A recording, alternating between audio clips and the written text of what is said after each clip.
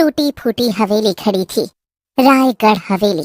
लोग कहते थे वहां रानी रत्नावली और राजा विक्रम सिंह की आत्माएं भटकती हैं, पर कोई आज तक जांच करने नहीं गया, सिवाय कुछ पागल चोरों के। अबे सुन, ये हवेली भूतिया नहीं खजानों से भरी है, और जो डरते हैं वो खोते हैं।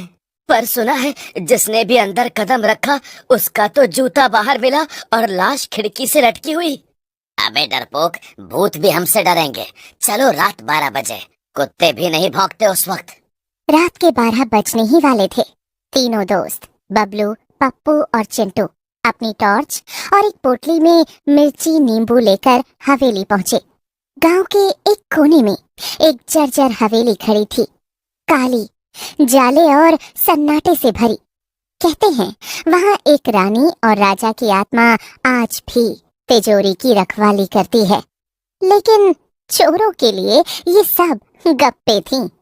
सब हवेली के अंदर चले जाते हैं, तभी एक औरत के कराहने की आवाज गूंजी।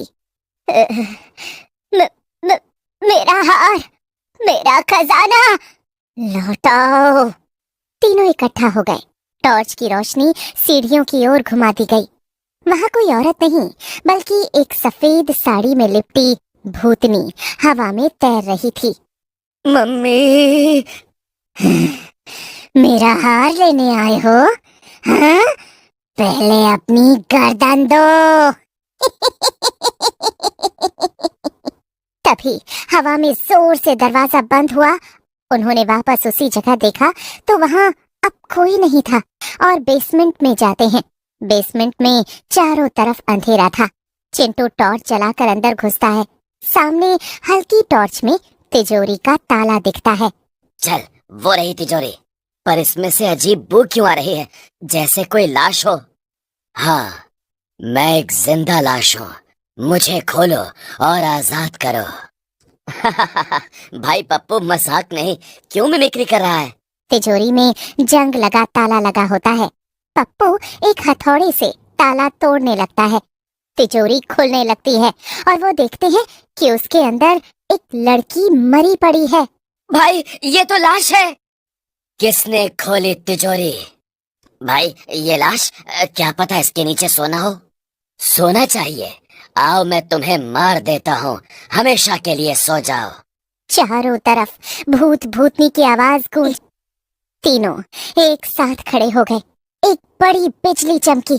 क्या लेने आए हो? सोना। चुप कर। हम तो जी ऐसे ही आए। चुप करो, तुम मुझे मारने आए हो। हाँ, मारने आए हो। मम्मी, यही है वो तीनों। अब तुम लोग नहीं बचोगे।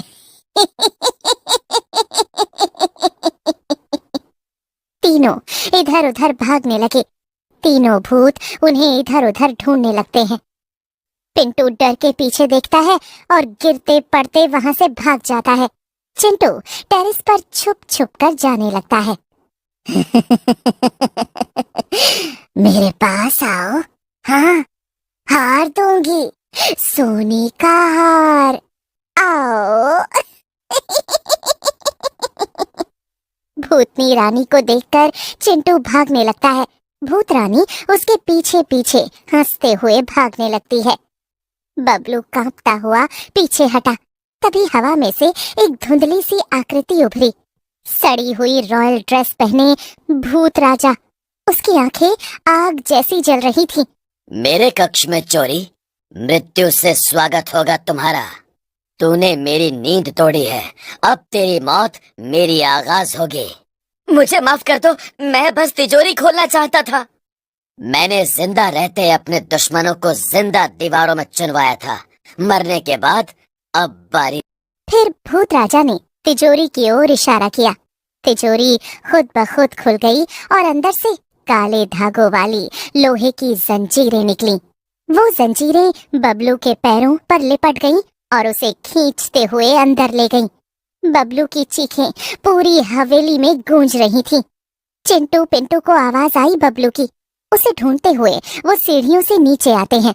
चिंटू पिंटू एक दूसरे को कांपते हुए पकड़ लेते हैं और धीरे धीरे बेसमेंट में तिजोरी के पास जाते हैं और तिजोरी को खोलते हैं और उसके अंदर उन्हें मिलती है बबलू की लाश। क्या हुआ? चौंक गए क्या? अब तुम्हारी बारी है। चिंटू के कानों में एक आवाज आती है। चिंटू, हाँ चिंटू, मेरे पास आओ, सोना ले जाओ। उसकी आवाज से चिंटू हिप्नोटाइज हो जाता है और उल्टे पैर भूत लड़की के पीछे चलने लगता है। चिंटू लड़की के कमरे की तरफ जाता है। जैसे ही आधी रात होती है और हवेली की घड़ी 12 बजाती है, चिंटू और भूत लड़की आमने सामने खड़े होते हैं।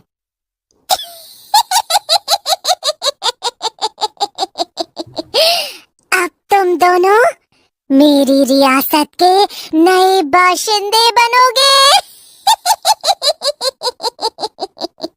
उसने 100 सालों से राजा की तलाश में हवेली में फंसी आत्माओं को फंसाकर मारा था और अब वो चिंटू और पिंटू को भी दरबारी आत्मा बनाने वाली है।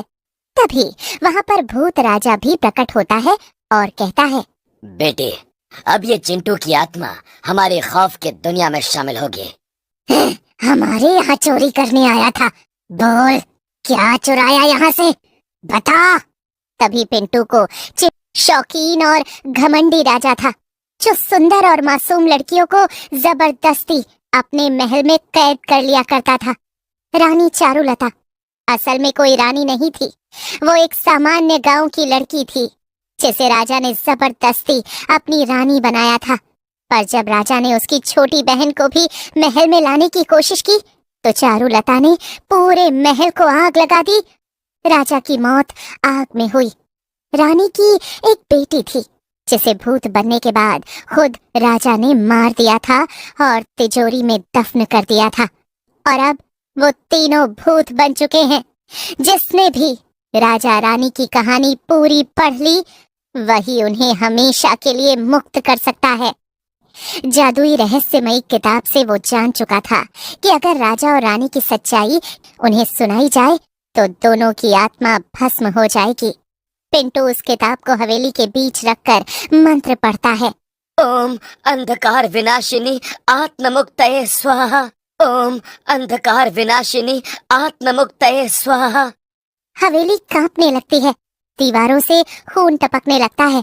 राजा की आत्मा चिंटू से अलग होकर जले हुए भूत में बदल जाती है। रानी आग की लपटों में बदलती हुई रोने लगती है और भूतिया राजकुमारी वापस से लाश बन जाती है और कुछ ही पलों में एक तेज विस्फोट होता है। राजा रानी की आत्मा राख बनकर उड़ जाती है।